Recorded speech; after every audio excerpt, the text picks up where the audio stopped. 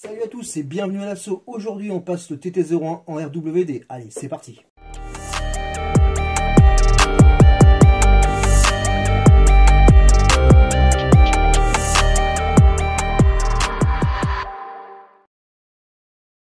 Comme promis, la deuxième vidéo du TT01 qu'on va passer en RWD. Mais avant de vous montrer le kit MRC que j'ai reçu, je vais vous montrer les 2-3 modifications qu'il faut faire avant de monter le kit. Donc, rien de plus simple. Avant de monter le kit, il va falloir modifier certaines choses. Bon, c'est principalement du découpage. Donc, il faudra enlever les petits renforts qui se retrouvent au niveau du bac à batterie ici pour positionner la batterie type small, type short lipo, pardon, pas small mais short lipo, pour qu'elle puisse se mettre bien en position vers l'arrière. Donc là qu'on va chercher, vu que c'est un RWD, on va chercher à mettre du poids vers l'arrière. Ensuite, pour la positionner correctement, alors vous trouvez de l'espèce de mousse récupérée assez dure pour la plaquer. Alors soit comme moi j'ai fait, prendre juste un plaquage pour la plaquer directement côté moteur. Ça vous évite de mettre une autre mousse ici pour bien la caler au milieu. Et moi je trouvais ça la solution la plus simple, c'est carrément de caler directement sur le côté là. Bien la caler sur le côté, comme ça bouge pas. Donc moi j'ai fait l'essai avec cette batterie là, même avec une batterie type petite, voilà, c'est ce que je cherchais, les performats qui sont plus courtes mais un tout petit peu plus grandes, donc on galère un petit peu plus à les mettre là, voilà, autrement ça passe, voilà, comme ça bouge pas. Après moi ensuite j'ai mis une petite mousse ici exprès pour mettre le ESC ici, pour que ça puisse caler, que ce soit pas le ESC qui fasse le calage en profondeur. Voilà. Ah oui, hop, ça c'est quand c'est bien fait, et ben ça bouge plus. Ensuite, si vous passez l'ESC comme moi, il faudra enlever l'espèce de support en plastique qu'il y avait là, en fait, qui servait à mettre le support au-dessus là pour tenir la batterie. Voilà. Ensuite, la modification que j'ai apportée, c'est mettre le cerveau à la verticale par rapport à l'horizontale. Après, il n'y a pas forcément de différence, hein, c'est juste que je préférais l'avoir en vertical. Donc, si vous voulez en vertical, il faudra enlever les deux petits supports, les deux petits arrêtoirs qui servent pour mettre le cerveau à l'horizontale et en butée. Il y a juste ça à faire, et aussi j'ai oublié, faire une petite modif au niveau des supports, les raboter un petit peu pour qu'on soit bien à hauteur. Après, vous mettez ce que vous voulez comme cerveau. Là, c'est un low profil, vous pouvez mettre un cerveau normal si vous voulez. Bon, je pense que si vous mettez un cerveau en hauteur normale, il vaudrait mieux le remettre à l'horizontale. Donc laissez les deux petites butées qui servent à bien le mettre correctement. Donc après, si vous êtes passé en cerveau low profil, il vaut mieux mettre à l'horizontale. Donc voilà pour les petites modifications. Autrement, après, niveau train arrière, j'ai rien fait de plus. Si, j'ai juste recalé un petit peu, je pense qu'il faudra aussi recaler d'à peu près d'une cale de 1 mm derrière. Parce que les bras derrière, ils ont tendance à vachement bouger. Donc moi j'ai recalé avec des cales d'1 mm, comme ça bouge plus, c'est nickel. Et aussi j'ai calé l'axe moteur, l'axe pignon moteur, pour éviter qu'il se balade trop, parce qu'il y a trop du jeu, donc il faut caler entre les deux roulements. Donc entre le roulement derrière le pignon d'attaque et le roulement derrière la couronne. Et après ça bouge plus. Bon, il faut toujours un petit peu de jeu, mais il y en a beaucoup moins. Donc voilà pour les modifications. Le kit MRC. Donc là on va ouvrir la boîte, on va voir ce qu'il y a dedans. Moi je n'ai pas encore ouvert. Regardez. Voilà. Donc il n'y a pas de notice, c'est normal. La notice, elle est en PDF sur leur site. Je mettrai un lien en description. Donc là ça doit être la facture. Voilà. Alors ce qu'il faut savoir, c'est que MRC paye la TVA en supplément, donc vous n'avez pas à vous taper la douane. Voilà, donc ça c'est bien. Il faut se méfier, hein, surtout quand on commande au Japon, généralement on se tape de la douane. Donc là, des petites cales, avec de 2 dixièmes, pardon. Donc là c'est des axes, axes de roue. On va ouvrir juste un petit peu, regardez, ça va ça après. On va juste regarder ce que ça donne. Donc, axe de roue, il y a des axes de roue yoke, des petites rotules ouvertes, ça, des petites rotules rotule, d'accord. Rotule ouverte, je vais pas tout enlever parce que autrement je risque de perdre du matériel. Voilà. Ensuite, on va passer au... On voit ça après. Là, c'est des roulements épaulés. Donc, certainement pour aller sur les palonniers. Axe de roue. Et des rotules. Donc là, on va ouvrir le gros paquet. Alors, ce qu'il y a dedans, certainement, va être le reste du matériel. Donc là, voilà, les palonniers. Voilà, les palonniers sont là. Ça va comme ça, certainement. Là, voilà. Comme ça, il faudra que je regarde sur la notice, bien sûr. Les bras supérieurs. Alors, comme je vous ai dit, hein, c'est pas de l'injection, c'est pas de l'impression, c'est de l'injection. Donc c'est du full plastique. Voilà. Là, les bras inférieurs.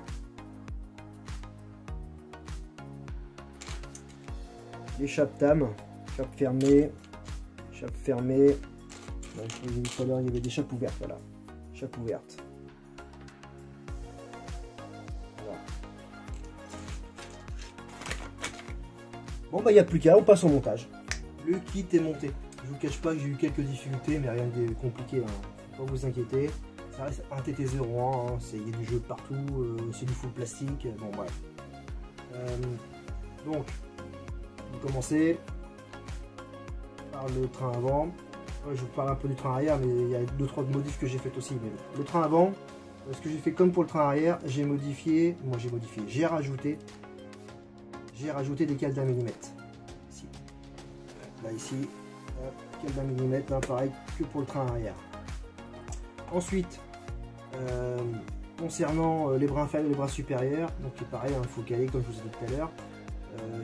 J'ai enlevé les chapes d'origine, que j'ai mis des chapes ouvertes Yokomo pour avoir plus de liberté, que ce soit beaucoup plus libre. Par contre, j'ai gardé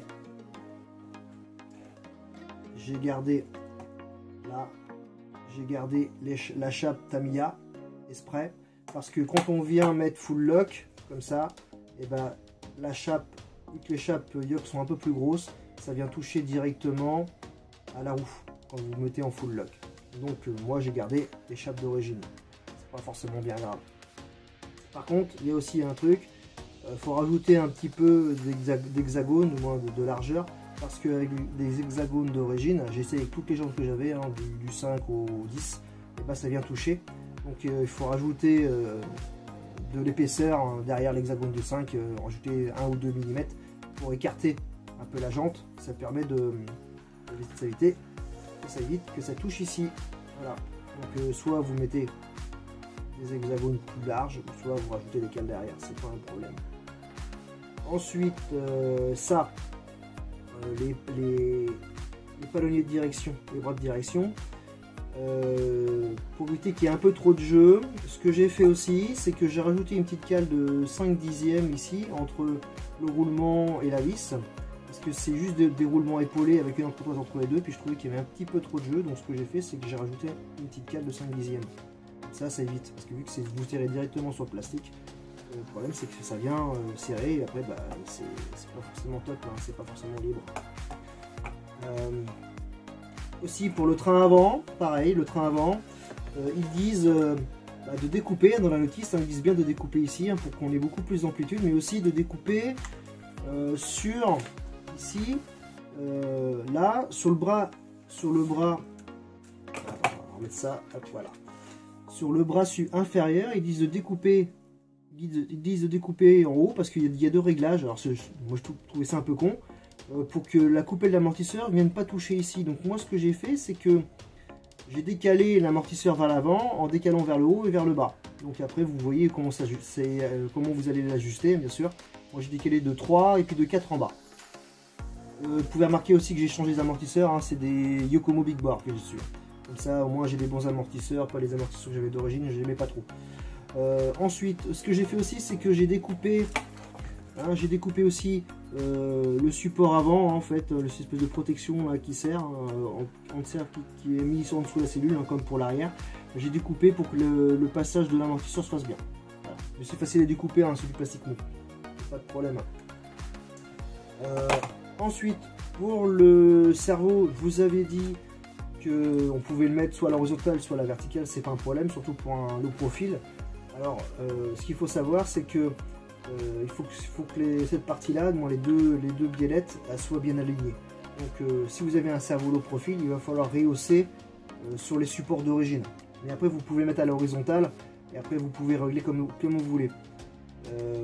Après, concernant dans la notice, il vous donne aussi les longueurs pour l'ouverture, la fermeture et pour la Karman. Moi, ce que je trouve le plus important, c'est cette distance-là de bien respecter. Parce que moi, j'ai fait 2-3 tests et c'est vrai qu'en respectant bien cette longueur-là, eh ben, on a un bon Ackerman et on est toujours en full lock. Après, l'ouverture et la fermeture, vous en faites ce que vous voulez. Moi, je trouvais qu'avec le truc d'origine, c'était pas terrible. Je trouvais qu'il y avait beaucoup trop d'ouverture. Ça reste mon opinion. Après, vous verrez bien. Alors, je vous cache pas que dans la notice, c'est en full japonais, mais quand même, les images sont bien faites, vous comprenez. Alors, si vous avez un problème, n'hésitez pas à le mettre en commentaire, je vous répondrai. Concernant le train arrière, alors ce que j'ai fait, une petite modif, donc je vous avais dit que je ne devrais pas y toucher, mais j'y ai touché quand même, un petit peu. Parce que j'ai fait comme pour l'arrière, comme pour l'avant, pardon, j'ai découpé. Allez, vous voyez bien, j'ai découpé ici. Pareil, pour avoir plus d'amplitude pour les amortisseurs, pour que j'ai plus d'amplitude pour les amortisseurs. Sauf que si vous le faites, vous allez avoir un petit problème, c'est qu'avec les noix de cardan de chez Tamiya, il y a du surplus au-dessus. Ça va venir toucher au bras supérieur. Donc moi, ce que j'ai fait, c'est que j'ai découpé ici, hein, avec soit un cutter ou soit avec une lame de scalpel ou ce que vous voulez. Hein. Voilà, vous le découpez pour faire ça en fait. Voilà, pour les supprimer. Comme ça, comme votre bras inférieur a beaucoup plus d'amplitude, ça permet que le bras supérieur ne vienne pas toucher. Le châssis est enfin terminé. J'ai monté l'électronique. Au départ, je vous avais dit que j'allais prendre du SkyRC. Je le voulais en 160 ampères, mais j'ai pas trouvé. Donc, j'avais pas envie de commander à l'étranger. Donc, ce que j'ai fait, j'ai pris une valeur sûre. J'ai pris un Obiwin en 120 ampères avec sa carte de programmation. C'est un ESC que je connais très bien. J'ai roulé plusieurs années avec. J'ai jamais été embêté avec. C'est sûr que c'est pas le top du top. Mais au moins, il y a des réglages de base qui vont très bien pour ce châssis-là. Ensuite, au niveau gyro, j'ai pris un Racing Performance avec les fins de course. Je voulais pas forcément un gyro de base, quelque chose quand même qui tienne la route. Donc c'est un gyro qui tourne à peu près une trentaine d'euros et ça va faire le job. De toute façon, je mettrai les liens en description du gyro et puis de l'ESC. Au niveau du moteur, c'est un moteur que j'avais déjà. Un moteur en Speed Passion 10 tours 5, normalement c'est fait pour la piste. Et ça ira très bien pour celui-là parce qu'on peut le régler en plus en timing. Au niveau du cerveau, c'est un cerveau en low profil en 5 mois, en 0,10 secondes, ça fera le job, ça c'est pas un problème. Les batteries, moi j'en ai deux comme ça, c'est des Tsurugi en Inotech, en 4002. C'est clair que c'est un peu lourd par rapport à par exemple à des Performa, hein, qui sont beaucoup plus légères, plus performantes. Ça fait des années que je l'ai, ça va. On peut les trouver chez Hobby King, normalement, si elles sont encore, c'est pas un problème. Voilà pour l'électronique. Au niveau géométrie, j'ai rien touché, quasiment pas. Si j'ai touché à l'ouverture ici parce que je trouvais que le réglage d'origine n'était pas top, non, pour moi il n'était pas top. Donc de toute façon on ne peut pas régler carrossage et chasse parce que c'est déjà prêt à régler. Donc ça on n'y touche pas. Alors je vais le répéter, mais surtout ne touchez pas au réglage de base hein, qui donne au niveau de la Karman. Parce que c'est un très bon réglage, hein, on a quand même un très bel angle. Donc ne touchez pas, après, vous en faites ce que vous voulez. Au niveau du train arrière, j'ai fait une chose, parce que par rapport au train avant, comme en plus moi c'est des jantes en 10 hein, en version, c'est quoi que je dise pas de bêtises, voilà, c'est du Scale Dynamics en petit diamètre en 10 mm. En plus moi j'avais mis des hexagones de 7 pour éviter que ça touche, ici là, au niveau de la biellette, côté roue. Donc je trouvais qu'avec l'arrière, avec les hexagones d'origine, ça faisait petit, même par exemple sur le body que je mets dessus, donc la E86 en Pandora. Je trouvais que ça faisait un petit peu petit, donc ce que j'ai fait, j'ai pris un hexagone de, je dis pas de bêtises, de 6 et j'ai rajouté un hexagone de 2, donc ça fait du 8. À l'arrière, ça fait du, donc ça fait assez large, pardon. Donc c'est surtout pour respecter cette fameuse règle qu'on a maintenant, c'est de pas que ça dépasse de plus d'1 centimètre par rapport à l'avant, à l'arrière ou à l'avant. En fait, faut pas qu'on dépasse, le train avant dépasse de plus d'1 centimètre de l'arrière.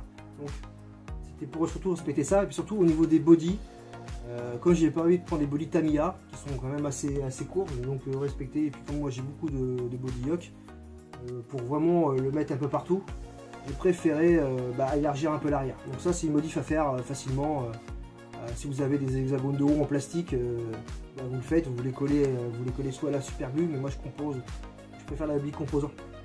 Ça tient mieux et puis au moins ça tient mieux dans le temps, ça évite que ça se décolle.